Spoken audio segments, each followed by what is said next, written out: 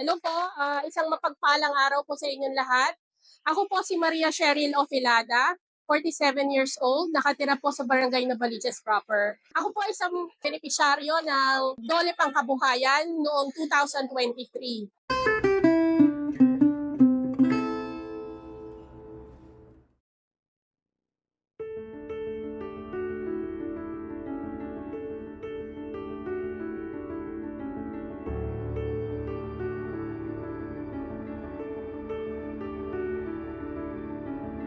Short story lang po dun sa aking journey bilang isang maliit na negosyante. Year 2020 po hanggang 2021 ng first quarter po ay nagtitinda na po ako ng milk tea. Nung time na yon, okay naman po yung aking negosyo. Hanggang dumating po yung isang malaking dagok sa buhay ko nung nagkaroon po ako ng COVID noong 2021 ng April.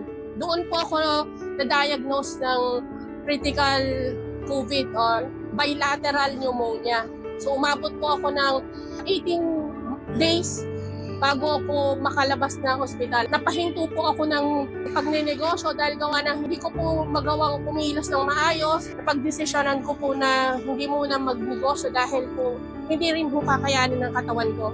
Umabot po ng 2 taon bago ko naka-recover. At doon po sa 2 taon na yon, bago ako lumabas ng ospital, maraming utang ang inuwi ko sa bahay. Yung low moment ng buhay ko, dumating po doon sa mga taon na yon. Kaya ako, sabi ko, parang hindi ko na kakayanin. So, ganun, parang nawalan po ako ng kumpiyansa sa sarili.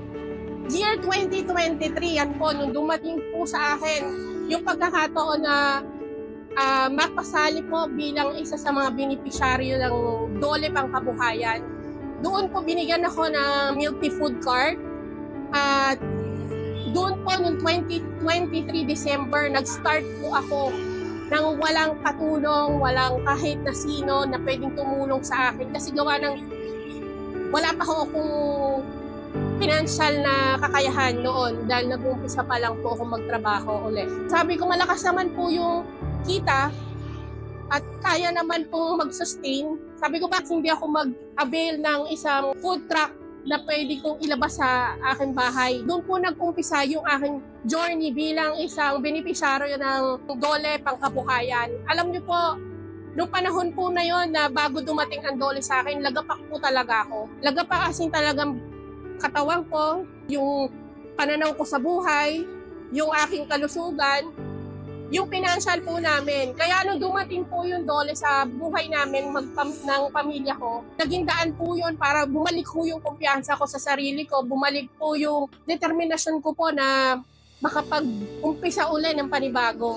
Kaya napakalaking tulong po sa akin ng Dole Pangkabuhayan dahil siya po yung nagsimula uli ng panibagong buhay sa akin. Hindi lang po pangkabuhayan, kundi bagong pag-asa, tsaka bagong buhay.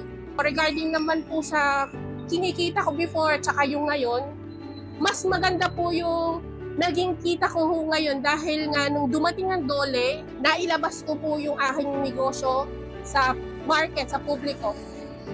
Ito po, nakandito po yung katibayan na nagtuloy-tuloy po ako sa pagninegosyo, gawa po ng Dole Pangkabuhayan.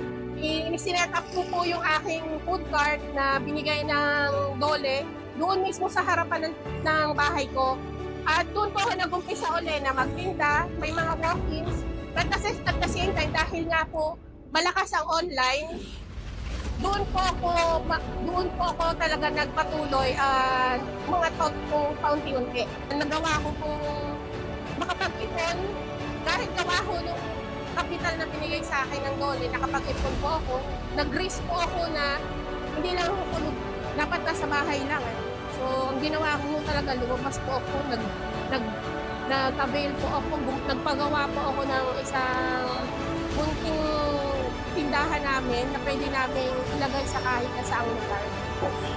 Ang mensahe ko po sa Dole Pangkabuhayan, napakalaking tulong po sa akin po dahil binigyan niyo po ako ng kapital.